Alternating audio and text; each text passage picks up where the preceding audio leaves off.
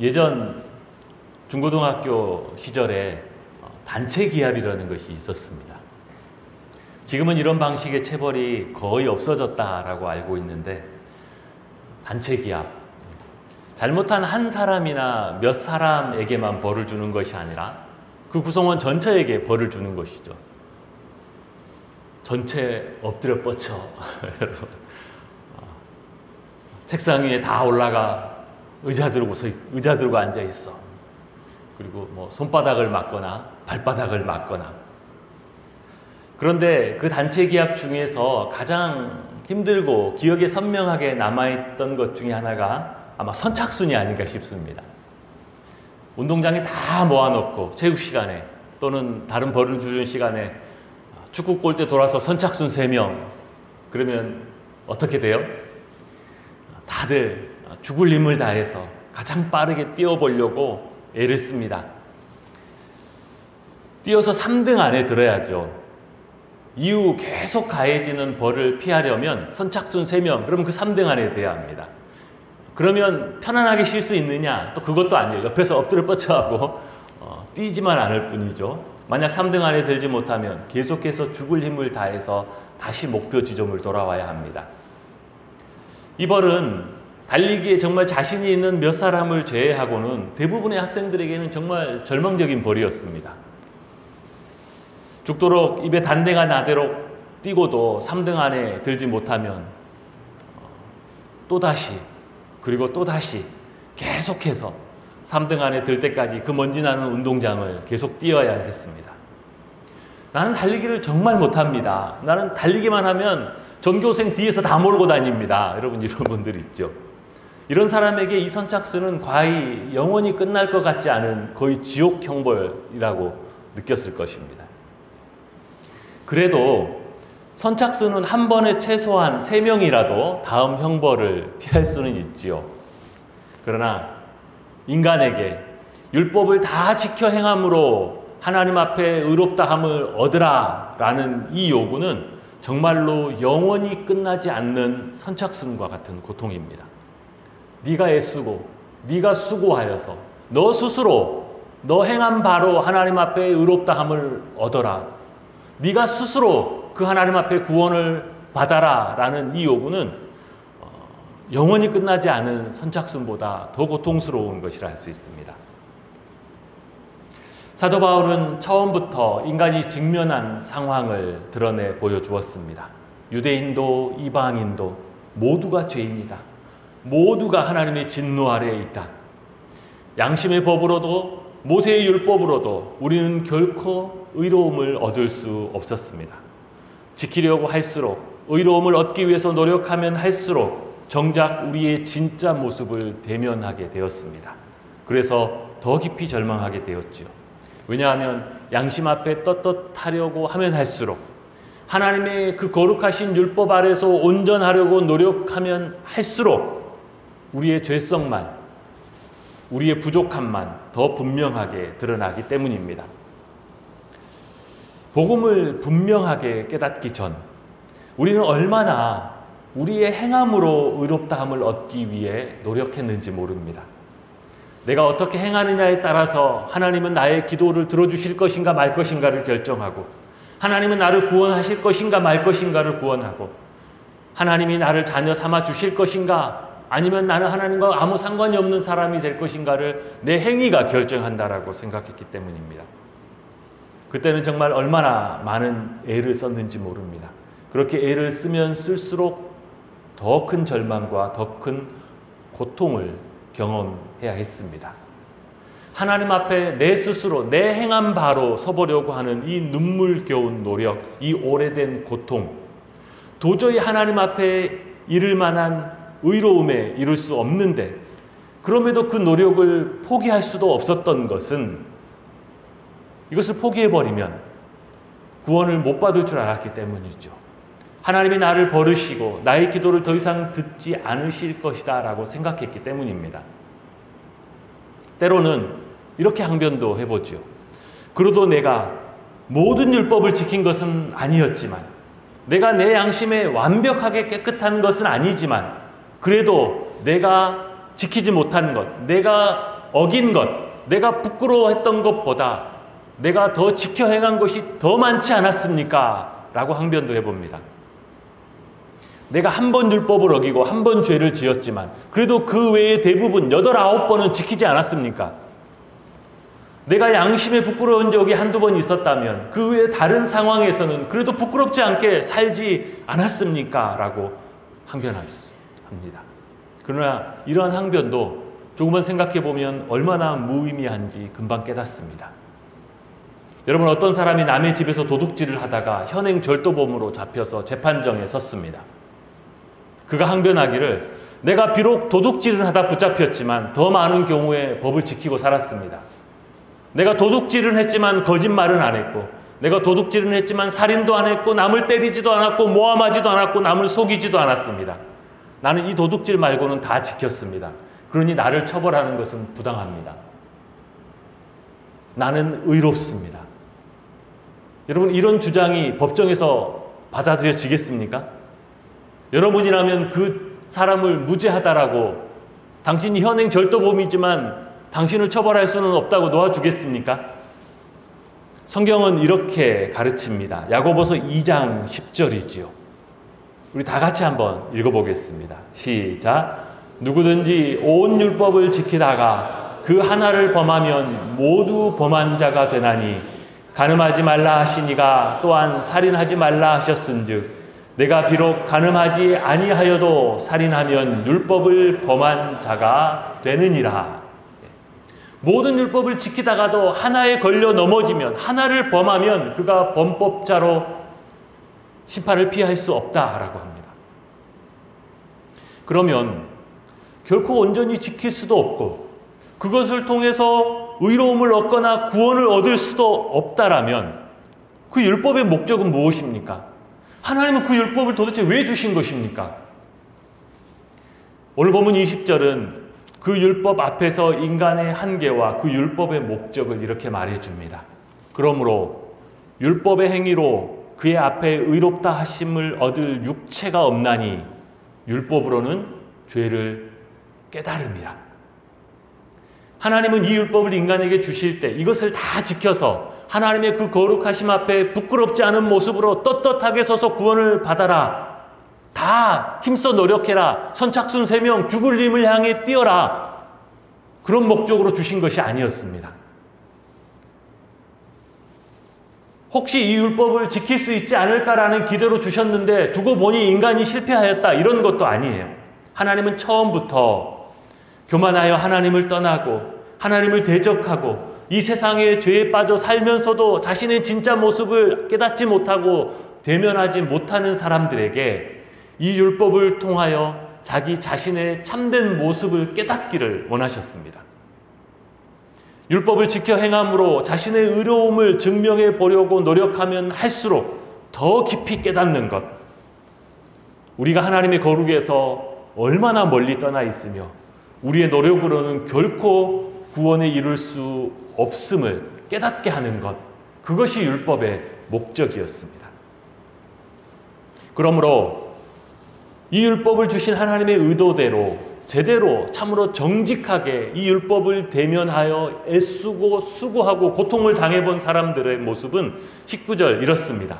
우리가 알거니와 무릇 율법이 말하는 바는 율법 아래에 있는 자들에게 말하는 것이니 이는 모든 입을 막고 온 세상으로 하나님의 심판 아래에 있게 하려 함이라. 이 율법 앞에 제대로 서본 사람은 자기의 행위로 의로움을 얻기 위해서 진정으로 애쓰고 노력해 본 사람은 더 이상 나는 다르다, 그래도 나는 도덕적으로 살았다, 나는 그렇게 심판받을 정도는 아니다, 나는 할례를 받았다, 나는 모태신앙이다, 이렇게 입을 열지 않습니다.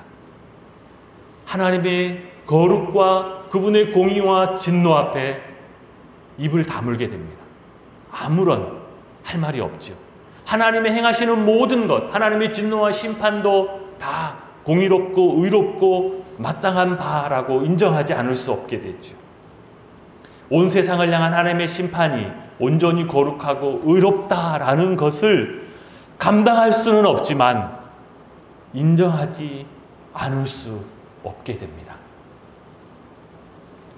혹 우리에게 아직도 하나님 앞에서 할 말이 남아있다는 것은, 아직 입을 다물지 못한다는 것은 하나님의 거룩 앞에 서본 적이 없다는 의미이기도 하고, 단 한 번도 하나님의 율법과 양심의 요구에 애쓰고 노력하고 고통스러워 해본 적이 없다는 의미일 수도 있습니다. 의로움이 없는 인간, 심판을 피할 수 없는 인간, 그럼에도 불구하고 스스로의 행함으로 그 어떤 가능성도 남아있지 않은 그 인간, 그러면 이제 다 끝난 것인가? 하나님을 알고 율법을 알고 의로움을 얻기 위해 애쓰고 노력한 모든 것이 다 쓸모없고 이제 이렇게 끝나고 마는 것인가? 아닙니다.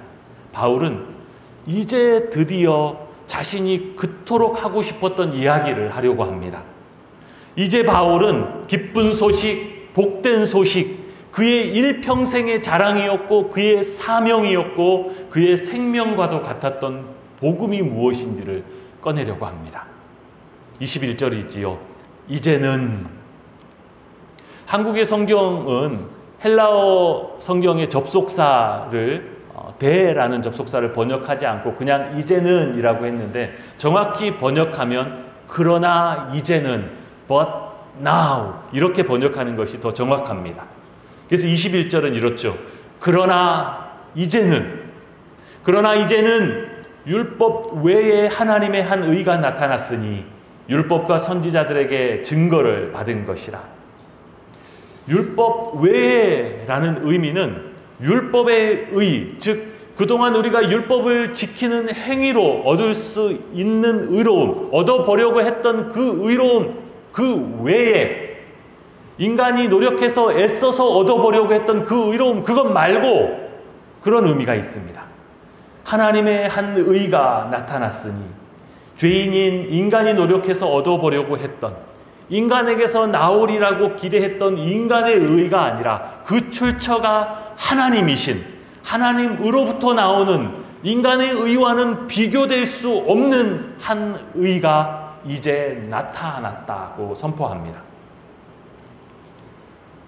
의로움이 없는 인간, 심판을 피할 수 없는 인간, 그 어떤 가능성도 그 안에 남아있지 않은 인간이 어떻게 의로움을 얻고 어떻게 하나님 앞에 구원을 얻을 수 있을까요? 바로 이 하나님의 의를 통해서입니다. 바울은 하나님으로부터 난 의를 통하여 죄인을 구원하시는 하나님의 방법은 하나님의 플랜 B가 아니었다라고 합니다. 플랜 B라는 건 뭐예요? 플랜 A가 있다가 A가 안 되니까 그 다음, 그러면 이건 어떠냐라고 대안으로 내놓는 것이죠. 먼저 구원의 방법을 율법으로 너희들이 한번 잘 노력해봐라 라고 주셨다가 그것이 안 되니, 실패하니 계획을 변경해서 복음이라는 새로운 방식을 만들어낸 것이 아니었다라고 하죠. 21절 후반부에 이것은 율법과 선지자들에게 증거를 받은 것이라, 즉 하나님은 처음부터 이 계획을 준비하고 계셨습니다. 율법과 선지자들, 즉 모세오경과 다른 모든 구약 성경 안에서 이미 이것이 증거되었고 예고되었습니다. 수없이 많은 것들을 우리가 꼽아볼 수 있지만 몇 가지만 꼽아보자면, 하나님은 인간이 에덴 동산에서 타락한 그 직후에 창세기 3장 15절에 여자의 후손은 뱀, 내 머리를 상하게 할 것이요 너는 그의 발꿈치를 상하게 할 것이다 라고, 여자의 후손이 너희의 구원자로 올 것이다 라고 하셨습니다.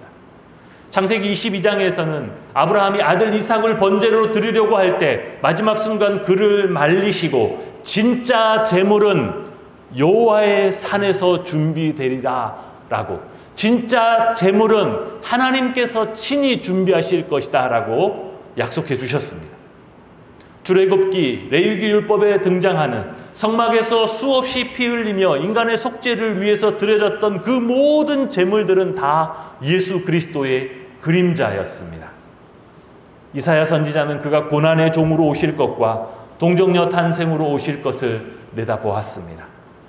예레미야 선지자는 26장 6절에서 그날에 유다는 구원을 얻겠고 이스라엘은 평안히 거할 것이며 그 이름은 여호와 우리의 의라 일컬음을 받으리라 라고 했습니다. 여호와 우리의 의. 우리의 의는 그 어떤 것이 아니라 하나님 그분이 우리의 의가 되실 것이다 라고 그 구원의 날을 내다보았습니다. 하나님은 처음부터 이 복음을 통한 구원을 계획하셨고 때가 참에 그 아들을 보내사 그 구원을 이루셨습니다.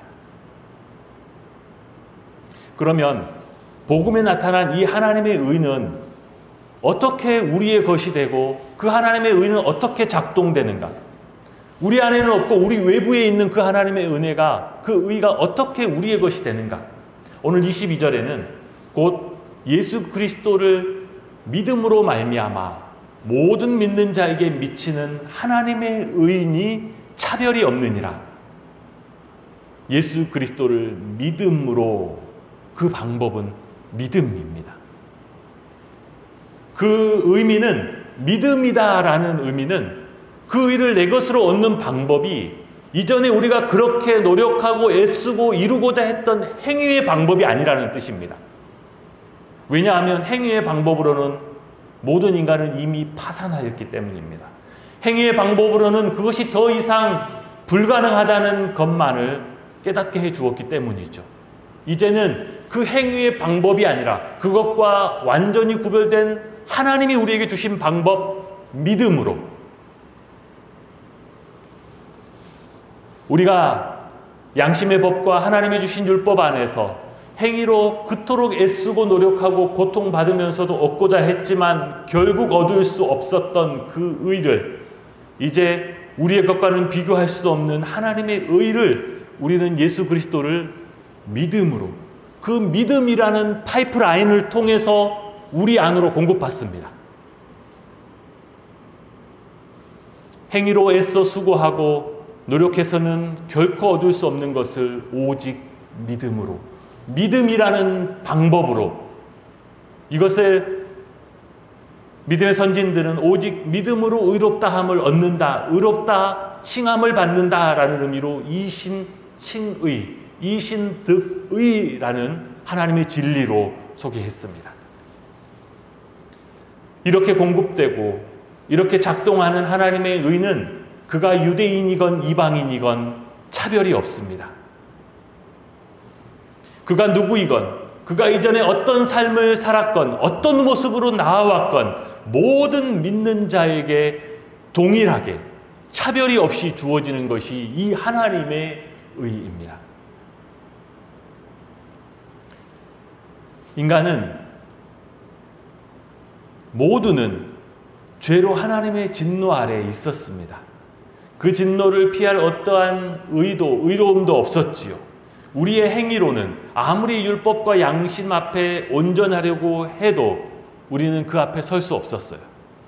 근데 성경은 오늘 그러나 이제는 이라고 하면서 믿음으로 주어지는 하나님의 의를 우리에게 소개했습니다. 그러나 이제는 이 복음 안에서, 이 복음 안에 나타난 믿음을 통하여 우리에게 주어지는 이 하나님의 의로 모든 것이 달라졌습니다. 모든 것이 역전되었습니다. 마귀는 여전히 우리에게 찾아와서 우리의 귀에 속삭입니다. 그는 반드시 찾아옵니다. 그는 반드시 우리에게 찾아와 속삭입니다. 네 마음속에는 여전히 죄의 욕망이 있고 너의 삶은 그때나 지금이나 하나도 달라지지 않았는데 네가 그리스도인이냐? 너는 그리스도인이 아니다. 네가 구원받았느냐? 네가 구원받았을 리가 없다 라고 우리를 넘어뜨리려고 합니다. 여러분, 그러면 어떡합니까? 그러면 마귀가 속삭이는 대로 끄덕끄덕 하면서 낙심하고 주저앉아 버리십니까? 아니면 그 마귀의 속삭임 앞에 네가 말하는 것이 다 사실임에도 불구하고 그러나 이제는 이라고 다시 고개를 드십니까? 때로 우리 안에서 일어나는 양심의 가책과 고통, 수치와 부끄러움 앞에서도 와, 나라는 인간은 진짜 똑같구나, 진짜 안 변하는구나, 옛날이나 지금이라 하나도 달라지지 않았어 라고 우리의 양심이 우리 안에서 우리를 책망하고 고통스럽게 할 때 여러분 어떻게 하십니까? 주저앉아 버리십니까? 그래, 나는 이것밖에 안 돼 라고 포기해 버립니까? 아니면 그 상황에서도 다시 고개를 쳐들고 그러나 이제는 이라고 외치십니까? 우리가 가진 의는 나에게서 나온 것이 아닙니다. 우리가 구원받은 의는 내가 만들어낸, 내가 이루어낸 것이 아닙니다.